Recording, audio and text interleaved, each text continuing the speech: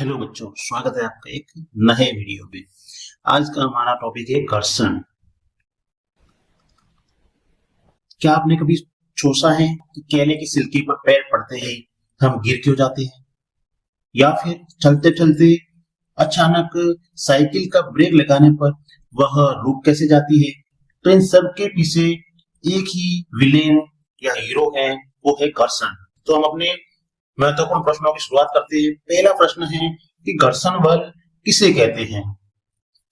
तो घर्षण बल होता है कि संपर्क में रखी दो पृष्ठों के बीच गति का विरोध करने वाला बल होता है, उसको बोला जाता है घर्षण।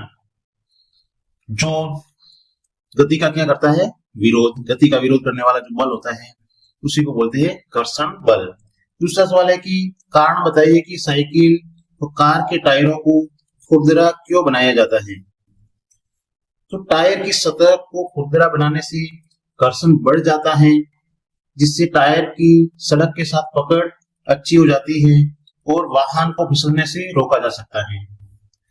अगर उन पर खुरदरा नहीं बनाया जाएगा तो घर्षण बल है वो कम हो जाएगा, जिसके कारण जैसे ही ब्रेक लगाएंगे तो गाड़ी, साइकिल वो रुकेगी नहीं। तो घर्षण बढ़ाने के लिए ही साइकिल या जो कार है उनके टायरों को खुरदरा बनाया जा सकता है, क्योंकि खुरदरा बनाएंगे तो जैसे ही ब्रेक लगाएंगे तो जो अपनी साइकिल है या कार है वो रुक जाएगी।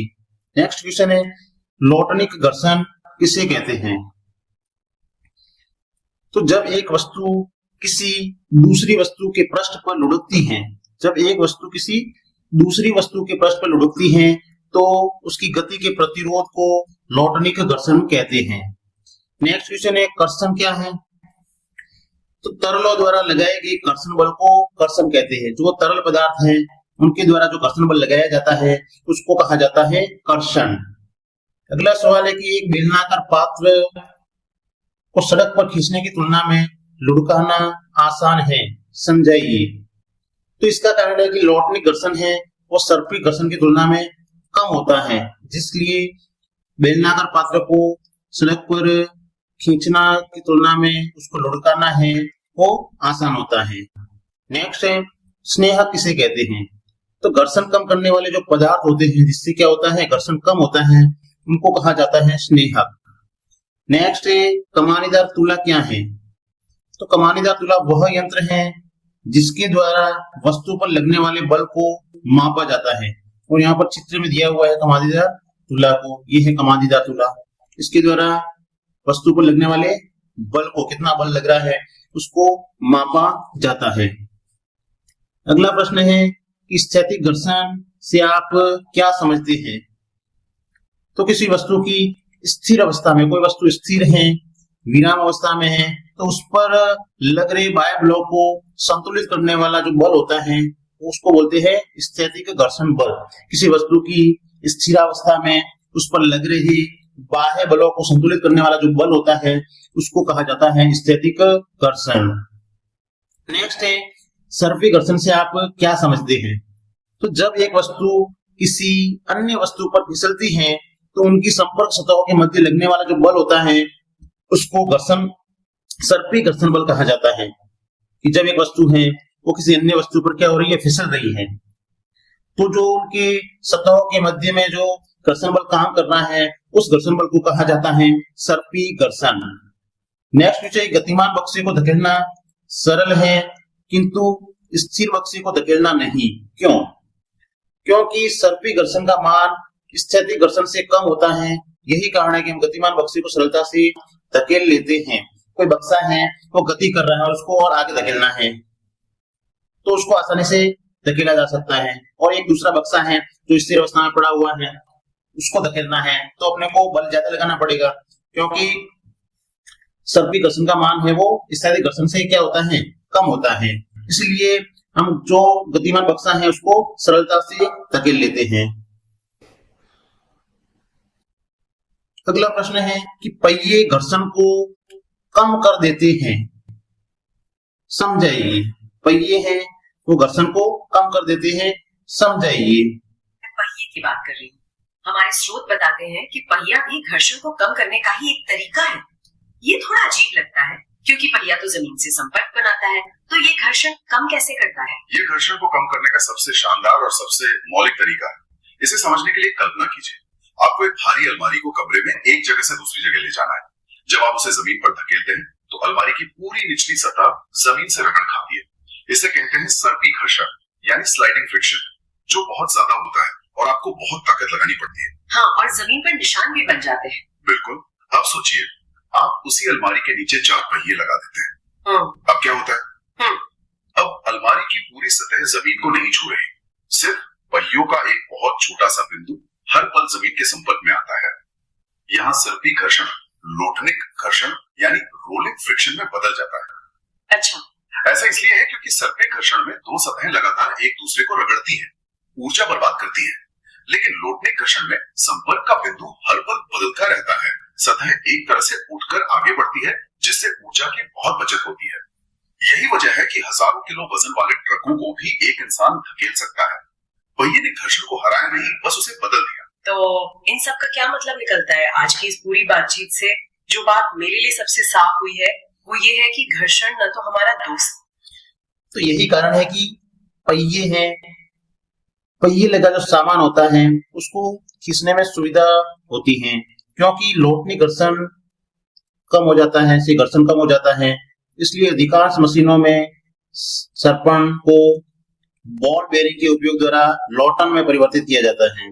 तो जो मशीनें होती है उसमें बॉल बेयरिंग का प्रयोग किया जाता है। तो स्पष्ट है कि गोल या पहिए वाली वस्तु है वो घर्षण को कम कर देती है।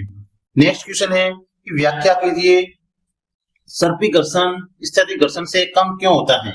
तो इसका उत्तर है कि जब वस्तु सरकना आरंभ कर देती है तो उसके पृष्ठ में संपर्क बिंदुओं को उतना समय नहीं मिल पाता है कि वे फर्श के संपर्क बिंदुओं में दस सके। तो सर्पी घर्षण है वो स्थैतिक घर्षण से कुछ कम होता है। इसलिए किसी बॉक्स में गति आरंभ करने की अपेक्षा पहले से गतिमान बॉक्स की गति बनाए रखना बहुत ही सरल होता है।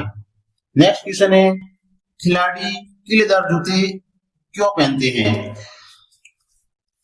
खिलाड़ी कीलेदार जूते या स्पाइक्स क्यों पहनते हैं? तो इसका उत्तर है कि स्पाइक्स से घर्षण है वो बढ़ जाता है।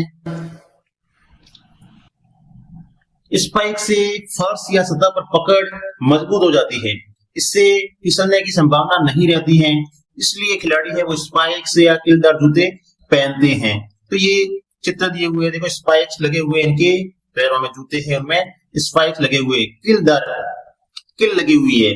तो एक तो है कि स्पाइक्स है वो जमीन में धंसकर पकड़ मजबूत करते हैं, जिससे खिलाड़ी है वो फिसलता नहीं है।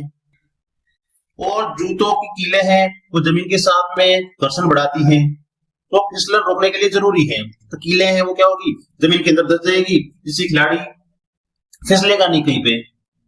फिर तेजी से दौड़ना और दिशा बदलना, यह खिलाड़ियों को अधिक स्थिरता के साथ तेजी से मुड़ने और गति बढ़ाने में मदद करता है। फिर जूतों की कीलें हैं वो जमीन के साथ घर्षण बढ़ाती है और फिसलन रोकने के लिए जरूरी है। पैरों को ठोस आधार मिलने से खिलाड़ी खेल में अधिक शक्ति लगा पाते हैं, क्योंकि एक पैर उनका टिका रहेगा तो फिर फिसलने का डर भी नहीं रहेगा। तो बेहतर संतुलन और पकड़ के कारण मैदान पर गिरने या चोट लगने की संभावना है वो भी कम हो जाती है। इसीलिए जो खिलाड़ी हैं वो स्पाइक्स या कीलदार जूते पहनते हैं। अगला सवाल है कि घर्षण को बढ़ाया और घटाया कैसे जा सकता है? उदाहरण देकर समझाइए। तो इसका उत्तर है कि जहां पर भी घर्षण आवश्यक है वहां उसे बढ़ाने का प्रयास किया जाता है। जैसे कारों, ट्रकों, बुलडोजरों के टायर खांचेदार बनाए जाते हैं। कार, ट्रक, बुलडोजर है, उनके जो टायर है वो खांचेदार बनाए जाते हैं, जिससे सड़क से उनकी पकड़ है वो अच्छी बनती है। तो एक तो ये कारण हो गया कि घर्षण है वो बढ़ाने के लिए टायर हैं उनको खांचेदार बनाया जाता है। दूसरा है कि स्वचालित वाहनों तथा साइकिलों की ब्रेक प्रणालियों में ब्रेक पैडों का उपयोग करके घर्षण को बढ़ाया जाता है। जो अपने वाहन होते हैं या फिर साइकिल होती है उनमें जो ब्रेक होते हैं, जैसे ही ब्रेक लगाते हैं तो साइकिल या जो गाड़ी है वो रुक जाती है, जिससे घर्षण है वो क्या हो रहा है वहां पे बढ़ रहा है। तो दूसरा कारण ये है कि उसमें ब्रेक पैडों का उपयोग करके घर्षण को बढ़ाया जा सकता है। अगला है कि कबड्डी के खिलाड़ी अपने हाथ पर मिट्टी रगड़ते हैं ताकि वे अपने प्रतिद्वंदी को अच्छे से पकड़ सके।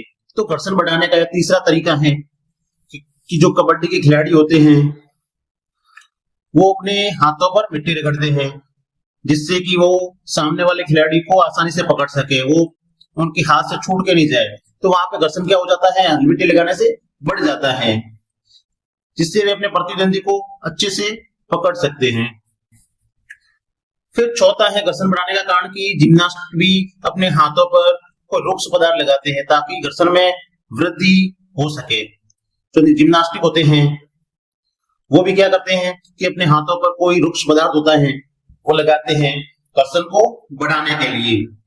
तो ये तो घर्षण को बढ़ाने के कुछ उपाय। अब घर्षण को कम कैसे किया जा सकता है, तो घर्षण को कम करने के उपाय। घर्षण कम करने के उपाय पहला है कि दरवाजों के कब्जों में तेल की कुछ बूंदें डालकर दरवाजा सहज रूप से घूमने लगता है। तो दरवाजा है उनके कब्जों में जब तेल की बूंद लगाएंगे तो दरवाजा है वो अपने आप घूमने लगेगा, आवाज नहीं करेगा। क्यों? क्योंकि वहां पे तेल लगाने से घर्षण है वो क्या हो जाएगा, कम हो जाएगा। दूसरा है कि कैरम बोर्ड के ऊपर पाउडर छिड़क कर भी घर्षण को कम किया जा सकता है। जब कैरम वाला गेम खेलते हैं तो वहां पर उसके ऊपर क्या छिड़का जाता है, पाउडर छिड़का जाता है, जिससे उसके ऊपर जो गोटियां होती है वो आसानी से चल सके। तो वहां पे घर्षण कम होगा, जिससे अपन आसानी से गेम को खेल सकते हैं। अगला कारण है कि मशीनों के कल पुर्जों में भी ग्रीस लगाकर या मशीन तेल द्वारा घर्षण को कम किया जा सकता है। जो मशीनें होती हैं उनमें की कल पुर्जों में भी या तो ग्रीस लगाया जाता है या फिर जो मशीनों के लिए तेल आता है वो लगाया जाता है, जिससे उसमें क्या होगी, चिकनाहट पैदा होगी। अगर चिकनाहट पैदा होगी तो घर्षण अपने आप क्या हो जाएगा, कम हो जाएगा। तो ग्रीस और तेल लगा करके भी घर्षण को कम किया जा सकता है।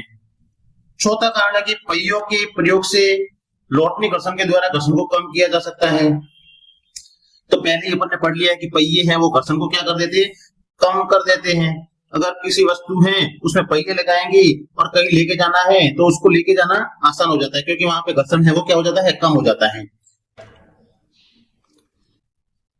तो यहाँ पर कुछ उपाय दिए हुए हैं कि कैसे कम या अधिक किया जाता है घर्षण को। टायर हैं वो खांचेदार बनाए जाते हैं, ये दिख रहा है टायर चित्र में, इनके टायर हैं वो कैसा बनाए हुए, इसमें खांचे बनाए हुए हैं। इसके द्वारा क्या होगा कि सड़क के साथ में इनकी पकड़ है वो मजबूत होगी और ये फिसलेगा नहीं और ब्रेक भी आसानी से लग जाएगा। फिर ब्रेक प्रणालियां में घर्षण बढ़ाने के लिए साइकिल और वाहनों में ब्रेक पैड का उपयोग किया जाता है। देखो ब्रेक लगाएंगे तो साइकिल वो अपने आप रुक जाएगी। फिर पकड़ मजबूत करना, खिलाड़ी और जिम्नास्ट जो होते हैं वो हाथों पर रुक्ष पदार्थ लगाते हैं, तो ये रुक्ष पदार्थ लगाया हुआ जिसके कारण वो अपना पकड़ है वो मजबूत कर पाते हैं। तो इस प्रकार से घर्षण को बढ़ाया जा सकता है। और घर्षण को कम करना है तो स्नेहक दरवाजों और कब्जों और मशीनों में तेल या ग्रीस डालकर, ये कब्जा है दरवाजे का तो यहाँ पर तेल या ग्रीस डालकर के घर्षण को कम किया जा सकता है। या फिर कैरम बोर्ड है तो कैरम बोर्ड पर पाउडर छिड़केंगे जिससे गोटियां हैं वो आसानी से फिसलेगी वहां पे, तो महीन पाउडर डालकर के कैरम बोर्ड पर घर्षण को कम किया जा सकता है। फिर है लौटने घर्षण से भी घर्षण को कम किया जा सकता है कि पहिए के उपयोग से घर्षण को कम करके गति को सहज बनाया जा सकता है। पहिया है वो चलेगा जिससे घर्षण है वो क्या हो जाएगा, कम हो जाएगा। नेक्स्ट क्वेश्चन है वर्णन कीजिए घर्षण किस प्रकार शत्रु और मित्र दोनों है। तो इसका उत्तर है घर्षण मित्र के रूप में। घर्षण मित्र के रूप में है कि हम आसानी से चल सकते हैं, हम आसानी से चल सकते हैं। दूसरा है कि पेन या पेंसिल से हम आसानी से लिख सकते हैं। पेन या पेंसिल से घर्षण है जिसके कारण हम आसानी से लिख सकते हैं। दीवार में कील लगा सकते हैं तो दीवार में कील ठोकना या पेच कचना घर्षण के कारण ही संभव होता है। फिर है श्याम पट पर अपन लिख सकते हैं, घर्षण बल है, इसी कारण श्याम पट या ब्लैक बोर्ड या ग्रीन बोर्ड है उस पर लिख सकते हैं। फिर है कि घर बना सकते हैं, घर्षण बल है इसी कारण घर है वो बनाया जा सकता है। ईंटों के बीच में घर्षण बल होने से हम घर और बड़ी बड़ी इमारतें हैं वो बना सकते हैं। फिर धागे में गांठ बांध सकते हैं, तो घर्षण बल है इसीलिए धागे में गांठ भी बांध सकते हैं। अगर नहीं होगा तो गांठ भी नहीं बंधेगी धागे में। अगला है कि माचिस की तीली लगा सकते हैं, घर्षण बल है इसी कारण से माचिस की तीली है वो भी लग जाते हैं। और माचिस की तीली को रगड़ने पर घर्षण से वहां पर उष्मा उत्पन्न होती है जिसके कारण में वो माचिस की तीली से आग लग जाती है। फिर वाहनों की ब्रेक लगा सकते हैं, वाहनों के ब्रेक लगा सकते हैं, घर्षण बल है इसीलिए वाहनों के ब्रेक लगा सकते हैं। और वाहनों में ब्रेक लगाने पर घर्षण ही है जो गाड़ी को रोकता है। ये तो थे घर्षण को किस प्रकार घर्षण है वो मित्र है। फिर है कि घर्षण किस प्रकार से अपना शत्रु है, तो घर्षण बल शत्रु है। घर्षण बल शत्रु है तो घर्षण बल अगर नहीं होगा तो आसानी से चल नहीं सकते। घर्षण है वो ऊर्जा की हानि करता है और वस्तुओं को नुकसान पहुंचाता है, इसलिए घर्षण को शत्रु भी कहा गया है। इससे कुछ हानियां होती हैं जिसके कारण घर्षण बल को शत्रु भी माना जाता है। लिख नहीं सकते ब्लैक बोर्ड पे, दीवार में किल नहीं लगा सकते अगर घर्षण बल नहीं हो तो, घर्षण बल नहीं हो तो घर नहीं बना सकते, धागे में गांठ नहीं बांध सकते। और मशीनों के जो पुर्जे हैं वो घर्षण बल के कारण ही क्या हो जाते हैं, घिस जाते हैं। तो ये भी एक हानि है जिसके कारण मशीनों के पुर्जे हैं वो घिस जाते हैं। और चप्पल घिस जाती है, टायरों के जो तलवे हैं, चप्पल के तलवे हैं वो क्या हो जाते हैं, घर्षण के कारण ही घिस जाते हैं। और है कि उष्मा की हानि होती है, घर्षण के कारण उष्मा की हानि होती है। आठवां है कि घर्षण के कारण क्या होता है, मशीनों में घर्षण से अत्यधिक गर्मी पैदा होती है। मशीनों में क्या होता है कि घर्षण बल से अत्यधिक गर्मी पैदा होती है जिससे उष्मा की क्या होती है, हानि होती है, उष्मा बर्बाद होती है। फिर मशीन है वो खराब भी हो सकती है। नौवां है कि किस प्रकार से ये हानिकारक है, शत्रु है, तो गति में बाधा। यह गति का विरोध करता है जिससे वाहनों को चलाने के लिए अधिक ईंधन की आवश्यकता होती है। तो ये इसके बारे में कुछ हानियां हैं जिसके कारण घर्षण को परस्पर मित्र की जगह शत्रु भी मानते हैं।